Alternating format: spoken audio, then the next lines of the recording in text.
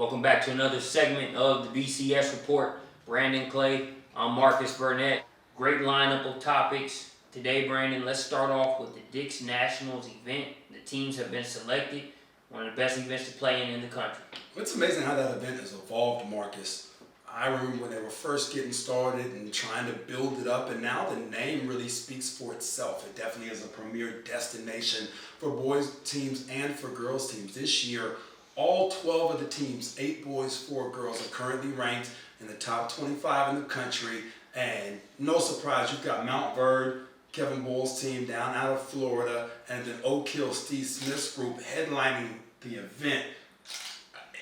You think it can't get much better than that, but then it does. You got Finley Prep, you got St. Benedict's Prep, La Lemire out of Indiana, and then a hometown team for us in Miller Grove. So many quality groups that are playing. It's hard to come out and pick a winner looking at the lineup, Marcus. I couldn't agree with you more. I think that really says we're in store for a great treat.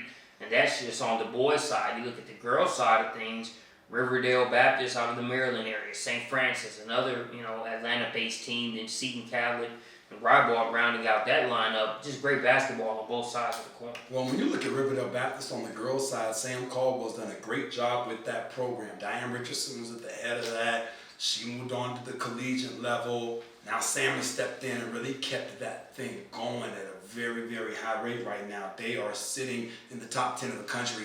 Just came off of the National Independent Championships in Dayton, Tennessee last week. Won that. Seton Catholic's got a couple of young ladies, the Worth twins. Karen Self has done a great job with that program out of Arizona. We talk about St. Francis locally. Aisha Kennedy, formerly Aisha Gaddis, has done an awesome job. Plenty of talent there, whether it's Amaya Dodson, whether it's a Kashi Kishkitawa, Michelle Tampa, Taja Cummings in the backcourt. So many kids on that roster who can all play. And then you look at a Reebok, Renaya Davis, headliner, arguably one of the top 25 prospects in the class of 2017. She played at the PSB Summer Kickoff last year in July with Essence. Had an opportunity to sit with Essence Travel Director Kim Davis-Powell at the Florida State Championships a couple of weeks ago, and Maryland was in the building to see Davis. So no shortage of suitors for most of these young ladies who are headlining these groups, and it should be a great field. I know all the games will be broadcast on television, so be able to check those out. But it's just a great, great field. It'll be interesting to see not only what the local teams do, but what the national power teams do. There's an upset in the first round of that event every single year. And we look at some of those first round matchups. Start with game 4 there on day 1. You got Miller Grove taking on Finley Prep. And you look at Miller Grove playing through an official state classification, having just won the state championship here in Georgia. Finley Prep, their name precedes them. That should be a very good matchup and also a potential upset watch. Well, when you talk about a great matchup of guard play, you've got Altariq Gilbert versus Marcus Howard on the other side. Marcus Howard, a lot of talk about him possibly reclassing into the 2016 class. He's in 17 right now, made it the USA basketball team last summer. Fantastic point guard and very much Gilbert's counterpart. Gilbert going to UConn, McDonald's All-American. For those of you who aren't familiar with the name, you should be. So make sure you research both those young men. And I think it's one of those, as they go, either one of those guys for the team, their teams will go. Almost like the Frank Jackson-Kobe Simmons matchup that happened at Hoop Hall, where Kobe had a great game for St. Francis, but Frank finished with like 45, and his team was able to win the game Lone Peak. So I see another one of those type of mano-a-mano battles here between Howard and Gilbert coming up at Dix. And a couple elements to look for. You look at that Miller Grove team. You talked about Lone Peak. They lost to Lone Peak at the buzzer there. So definitely a schedule that has prepared them for a moment like this. I think another player to watch in that matchup is Aaron Augustin. Not the same tier as an Altariq Gilbert or Marcus Howard, but a player that is really looking to use that event to garner a couple more D1 offers. Former East Tennessee State committee. No question. And on the flip side of that, you look at P.J. Washington for Finley Prep, another guy that has put himself into the conversation as one of the best 17s in the country. And this is a big national stage for him to continue to grow his game and grow the spotlight as well. So plenty of players in that one and plenty of players in the whole event. I'm looking forward to watching it myself. And like you mentioned, the others, Wasatch Academy, Oak Hill, Providence Day, Mont Verde, St. Benedict's Prep, and La Lumiere out of a state that's pretty well known for basketball, wouldn't you say? It's all right, man. I know you're a homer, man. That's my first and last Indiana plug when it comes to basketball. My apologies. You're a homer, man. Go ahead and talk about Jackie Young while you're at it, since we're talking about Indiana. Give us the background on that, man. Jackie Young, I remember you giving me the synopsis on Jackie Young prior to a Peach State basketball event, and then I saw her play in person. And when we talk about as good as advertised, that's Exhibit A right there. Well, and you talk about 2012, the Elite Basketball Academy All-American Camp. I remember vividly, seeing Jackie play the summer before and her accepting an invite. And a huge shout out to Audra Rexing and Bailey Rexing, who now is out of Eastern Washington, but their family is from Indiana, helped to make that connection a reality. And here we sit 4 years later, and we're going to have the opportunity to honor Jackie on Sunday at the Naismith Awards Banquet as the girls' National Player of the Year. And to say that she is deserving, Marcus, is an understatement.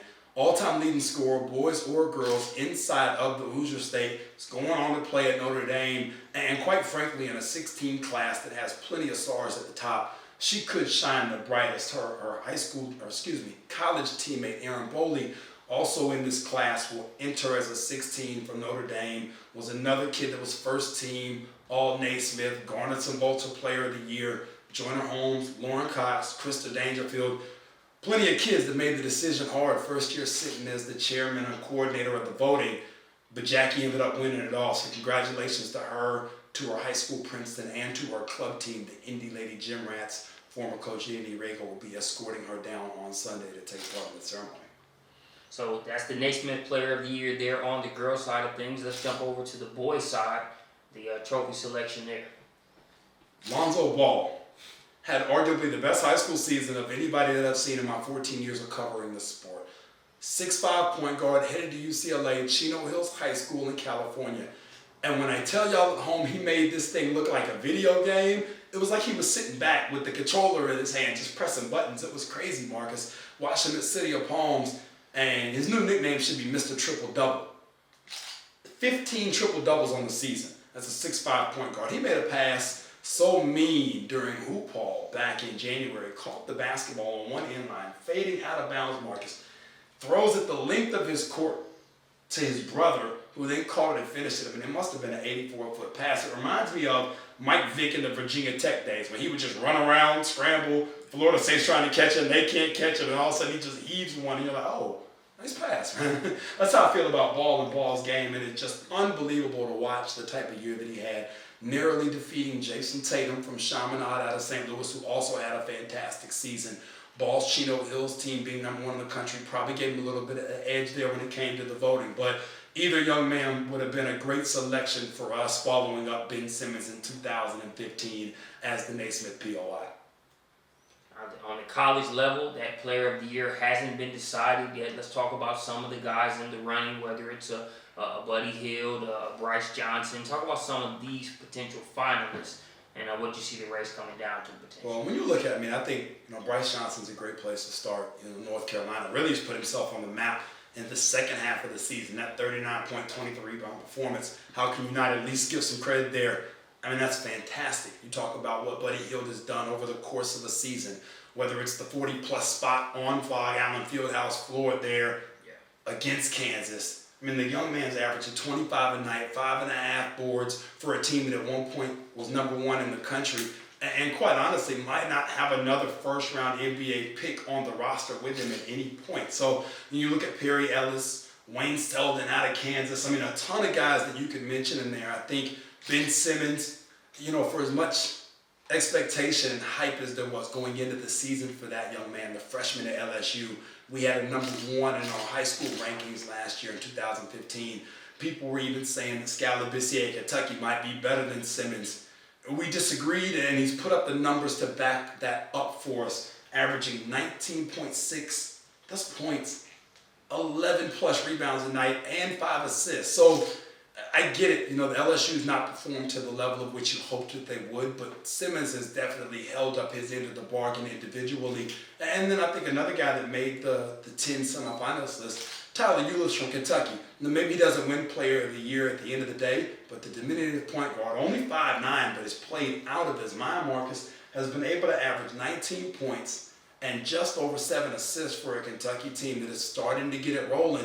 John Calipari actually announced today that he is going to forego his last 2 seasons of college basketball and will turn pro at the end of this year. And taking a look ahead, I think that's one of those things that for Tyler, He shoots 31% from beyond the arc. He's going to have to improve that. You know, a guy in that size range needs to shoot in the mid to high 30s from beyond the arc at the next level to keep defenses honest. But you've seen some success, whether it's an Earl Boykins, whether it's a Muggsy Bogues. There have been some guys, even a Spud Webb, you know, that have been smaller guys that have been able to be successful at the next level. So be interesting to keep an eye on him. And then Kay Felder from Oakland as well, who's averaging right at 25 a night, like 9 rebounds and then also 9 assists. So a lot of good things happening there for guys under 5'10" this year in college basketball. You look at players like Ulis, a lot of times you hear the phrase airport test, and it seems like a guy that size, he always starts off with 2 strikes against him to where he has to accomplish that much more for his height or stature not to be used against him. And I think when you look at Ulis, back to his days in the Chicago Catholic League,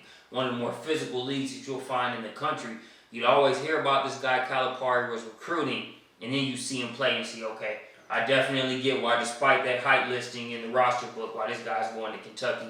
I think he's only shown that on the court. Well, I think you talk about production over potential there, Marcus.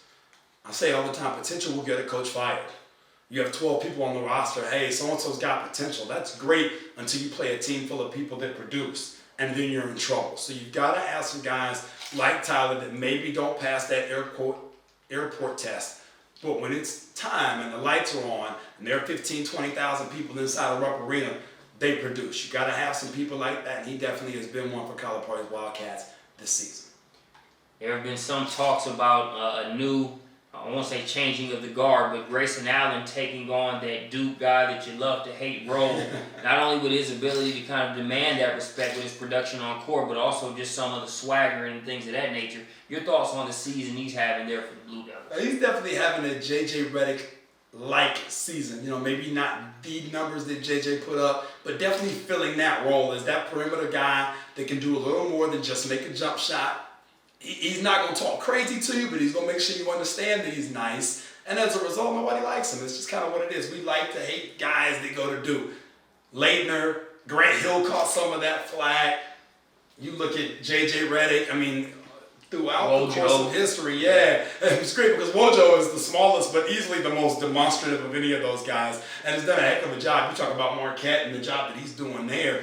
Even with Henry Ellenson, the freshman there on campus, he's producing at a level that we would have projected as a top 10 guy in 15 last year. So the Duke guys are doing okay, man. Grayson Allen definitely is next up. And then Brandon Ingram as well as having a heck of a freshman season. So plenty of production there, endurance, taking them a second to get it going. But now that it's going, it's looking good. So it'll be interesting to see how they finish the season off.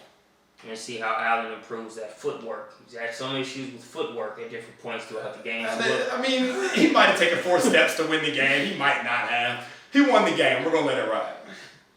Let's jump on to the girls' side. You know, as much as we could go on and on about some of the boys' finalists and their respective cases, I think you also have some interesting dialogue here on the girls' side.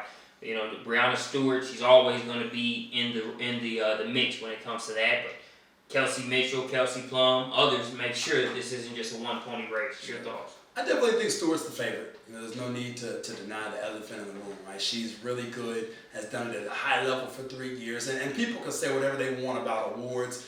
Oh, it doesn't matter from one year to the next. Yes, it does. You know, with the body of work that you put together, it's like building a resume to go talk to an employer. When you've done it year in, year out, it definitely impacts the way that people view your resume on paper before you even get started. So let's acknowledge that about Stewart. But she's backing it up. Right at 19 a night, 11 rebounds a night. I mean, she's been fantastic. I think it's 19.6 and 9 rebounds, another 4 assists a night. She's done everything that you expect the kid that leads the #1 team in the country to do. She's been great. Really where I think the intrigue starts is with a kid like Rachel Banham from Minnesota. Was out last year with an ACL, filed the hardship appeal to get a 5th year, got the medical red shirt 5th year, 27.7 points a night, 5.9 rebounds, and 3.9 assists. And we talk about video games with a guy like Lonzo Ball. These are video game type numbers that Rachel Banham putting up. Like, it's against real people, man. It's not like she's out there playing some high school kids. She's playing against Kelsey Mitchell. She's playing against Ariel Powers from Michigan State. Other kids that in any other league in the country with their numbers and stat lines would have been the conference player of the year.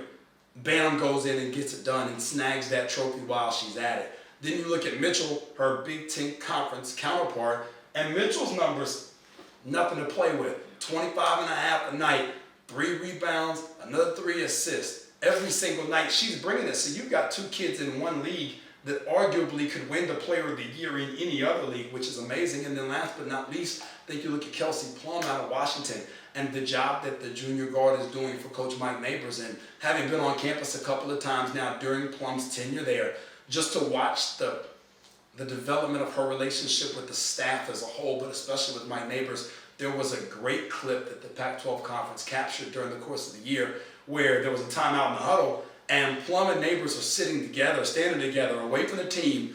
Plum takes the clipboard, draws something for Neighbors. Neighbors looks at the clipboard, shakes his head. Plum shakes her head. She pats him on the behind and walks into the huddle. And if you know Kelsey Plum and you saw her play in high school the way that we did, you appreciate that because it's so what she does. And now you take a look at her numbers, Marcus, and she's backing it up. 26 and a half a night, 5.5 rebounds, and then 3.8 assists a game. She's not playing with these kids. So any of those 4 people could be the National Player of the Year. And I personally, as a member of the Voting Academy, would have no objection. I think Stewart leads the race as we get into the postseason. But all 4 of those candidates have the resume to back up them winning it all. Yeah, you got your work cut out for you there. As a member of that voting committee, that's not the only voting committee you're a part of. As we transition away from the Naismith Trophy conversation, we look at the McDonald's All-American games. Obviously, those teams and rosters have already been decided. Let's talk a little bit about that game headed to the Windy City here at the end of this month. First off, on the boys' side, this time of year always brings up discussions on, well, can't believe this guy didn't make it. Can't believe that woman didn't make the squad. Who do you take off? That's what makes it tough about having to sit in the selection committee seats. But your thoughts on the roster here on the boys' side? Well, I tell people all the time, the hardest thing is to try to take somebody off the list, right? Like, you can come to me, well, Bam Adebayo shouldn't be a McDonald's All-American. Kobe Simmons shouldn't be a McDonald's. Okay, that's fine. Who do we swap out? What do we do? And when you give people that scenario, they just kind of look at you like, well, I don't know. Because the people that are on there are good. They can play, or they want to swap a point guard for a center and give us a 7th point guard and no centers. That's not a game either. We want it to look like a game. We don't want 7 centers and no point guards. We don't want 7 point guards and no centers. So trying to find that balance and then also make sure that the representation is correct. It's hard, for lack of a better term. I didn't realize how hard it was until I sat on the committee this year. I called our fellow committee member Chris Hansen multiple times. Hey man, I'm stuck. I'm on 23. We got 1 spot left and I have 10 kids that could fill it. And just understanding that dynamic and knowing that you're going to leave some quality kids off. And you look at the boys roster, I feel really good about the guys that are leading them. We talked about Ball, we talked about Tatum, Josh Jackson, Miles Bridges from Huntington Prep, De'Aaron Fox. I mean, you name it and they're on there. So all that being said, Marcus, I feel good about the work that we've done, but you're going to leave 10 to 12 kids that could potentially play in the game and be good at home. Yeah, I think that's the way you have to look at it. You have to know that everybody that's deserving might not make it, but also, I think too many times we look at things in a vacuum when it comes to just that specific list. Let's look at it from a 4 to 5 year span and see some of the kids that might not make this roster selection. They use that as either fuel or realize that the game is being played on much larger stages aside from just that All-Star game. So no need to, I think, overreact when it comes to that. But let's look at some of those names that you mentioned. You talk about Adebayo, you look at Jason Tatum, Markelle Fultz, Terrence Ferguson, Kobe Simmons, and Tariq Gilbert representing the state of Georgia.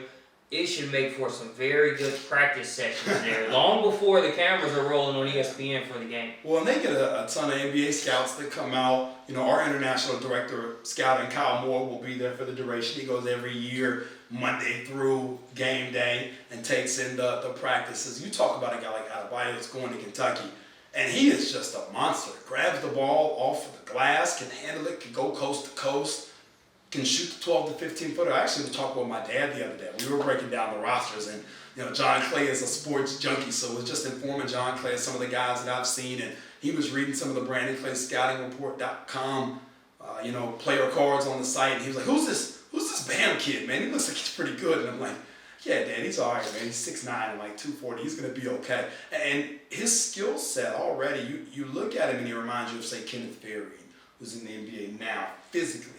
But his skill set is much further along than Kenneth was at the same point. Now, whether he'll be able to get to where Kenneth has gotten to be, which is an elite specialist in the NBA and a guy that at any moment in time can get you 12 to 15 rebounds, remains to be seen. But there's some Julius Randle to what he does in terms of the coast-to-coast that Kenneth didn't do. So if you're a Kentucky fan, lots of reasons to like Bam. And we talked about a guy like a Josh Jackson, plays high school basketball at Napa Prolific Prep there in California, originally from Michigan, was actually on his official visit to Michigan State last weekend, might wind up playing alongside Miles Bridges from Huntington Prep, who's also in the game, who's already committed to Michigan State.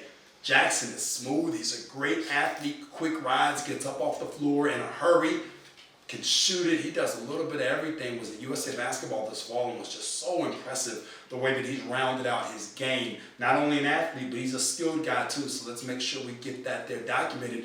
Same thing with Bridges. Lefty can shoot it. You know, one of the best moments of the high school season was him going up against Oak Hill's Braxton Key, making a shot, and then yelling at Key, "You can't guard me." You know, our director of domestic scouting, Jonathan Hemingway, was on hand on the SUV broadcast and talked about it honestly being the highlight of his season, just to see a guy playing with that type of energy and passion. So expect big things all week long in practice. We'll have it documented. Like I said, Kyle Moore will be on hand. I'll be on hand for game day, and then so will Chris Hansen. So I'm looking forward to it. Look at Bridges and Josh Jackson are always sparks when those guys link up.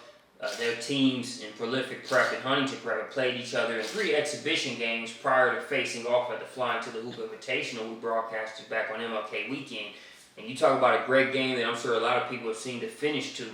Josh Jackson, after having his team turn it over with a chance to tie the game previously, gets a second chance at it. Full court heave, he catches it at the top of the key, splashes it over the outstretched arm of Miles Bridges. And that's just one chapter, and I think what's going to be a very good story, whether those guys end up being teammates in East Lansing or if they just end up going at it. Either way, it's going to be a treat. Well, it's 2 competitors at the end of the day. It's neat to watch, and I think that's the part that you get out of All-American Week, inside of the practices, and even inside of the game when it gets late, to see the guys competing, to see the young ladies competing. So I'm interested to see, obviously, not only from a guy's dynamic who steps up, but from a girl's dynamic too, Marcus, who brings their A game to the table, in addition to the young ladies we mentioned who were in contention for that Naismith Player of the Year earlier. So look at some of the players on the east side there in that McDonald's All-American game. Aaron Boldy, who you mentioned, will be the future teammate of Jackie Young. You look at Lindsay Corsero, who's no stranger to the Elite Basketball Academy, as well as several Peach State basketball defense. And then Alicia Sutton out of the Show Me State as well, just a few names. Yeah, well, unfortunately for Sutton, she suffered an ACL after the teams were released, so won't be able to play in the game, but definitely earned her spot through her play during the high school season. A future Texas Longhorn, part of the Elite Basketball Academy series. There was Super 64 back in June. Also attended the CoachHemi.com showcase last fall as well, and really showed improved. Used those venues to grind it out and show that she belonged. You talk about Lindsay Corsaro and her ability out of the Indianapolis, Indiana area, again, to show improvement. She did that by being up first thing in the morning, July 23rd through 25th, to get shots up as she was recovering from an ACL. I went to go watch her play a high school game in early November, dropped a light 30 spot in the W, and had 120 points in 3 games. All 3 of them wins over ranked teams to lead her Roncalli team to start the season. So many kids who built their profiles and really done a great job, not only during the school season, but also with the camp circuits and camp series that are available in the off season. And we talk all the time, Marcus, about how do you continue to grow your game, and how do you continue to get better, and how do you continue to be able to shine when the lights are on. And whether it's the LeBron James camp on the men's side, Adidas Nations, the Under Armour All-American camp, NBPA Top 100 on the girls' side. You talk about the Elite Basketball Academy series, the Check Me Out Showcase series, the CoachHemi.com Workout series, the Kyle Moore Showcases. So many different ways to continue to develop your game. And then you see it on full display when the lights are on with the best in the business as they get down on game week in Chicago for the McDonald's. Yes, and a ton of triggers as I just look at both team lists between Elite Basketball Academy, Kyle Moore Showcase, Check Me Out, and then Coach Hemi. hard for me to really find, two names without seeing former camp participants here on this list. Well, it speaks a lot to talk about Sabrina Ionescu. Check me out. Back in August, had the opportunity to work with her. You guys broadcasted on TV. Chastity Lee Carter out of Tennessee, EBA, and then also a Coach Hemi kid. So many of these elite level kids understand, hey, I want to get in the gym. I want to be better. Jenny Bain, check me out, Midwest, was a part of that. She's from Illinois. She's in the game. So seeing all these different kids work their behinds off to put themselves just in a position where people are aware of what they're doing. You talk about the video, the production team that we have here for the show, same type of production that we have there on site at all the different camps that are run. And it's cool. It's cool to watch it all come together and then to be able to talk about it here on the BCS Report. Let's wrap up with a few closing nuggets. Let's talk about some of the stock risers that we've been able to see on both sides here in this season at various levels. Well, I think when you talk about the 17 class, Michael Porter Jr. is a guy who I thought had a quality summer, but really took his game to another level. City of Palms, playing alongside his brother Jonte, who's going to Washington. Mike's still uncommitted, but he really was carrying the load against some really high-level national teams. And in the 17 class, he's established himself as one of the go-tos. You talk about Wendell Carter out of Pace Academy here in the city. Another guy that's established himself as a top 5 prospect in the class, firmly entrenched there with the season he had. They capped that off with the state championship. I think a name to keep kind of fresh and right there on the cusp is Davion Mitchell out of South Georgia. High riser, athlete, skill. Sean Williams from OnTheRadarHoops.com, also part of the Naismith voting committee, tweeted out a dunk of Mitchell earlier this year that got close to 1,000 retweets, and for good reason. I mean, Mitchell is just a high flyer already committed to Auburn, and that's a guy from a national ranking perspective. I think you see some movement there for him during the course of the offseason. And then I think on the girls' side, you watch a kid like a Carissa McLaughlin from Homestead out of Indiana. She's a kid that could potentially rise this summer. 2017 guard, Florida, came to the Elite Basketball Academy, All-American Cam Marcus, and I thought did a heck of a job of showing she wasn't just a shot maker, but she's a kid that could put the ball on the floor, she can attack, she'll play with the Indy Lady Gym Rats this summer. So as you can tell, a lot of different kids have made their mark during the school season. Looking forward to watching them. I know we talked about Renaya Davis and the Dicks for Reball. That's another kid in 17 to keep an eye on who can catapult herself. And then likewise with Amaya Dotson from St. Francis. So keep an eye on all those kids as the season comes to close. Still isn't over yet, and they got a chance to continue to up their stock. Yeah, I'll just look at 2 stock risers on the Georgia high school basketball side of things. Then Colin Sexton had a great season. His Pebblebrook squad fell just short to a loaded Westlake team there in the championship. But coming into the season, even though Sexton had some fanfare around him, it was primarily Jared Harper and the high clip that he can score at. But you look at Harper averaging 27 points, great.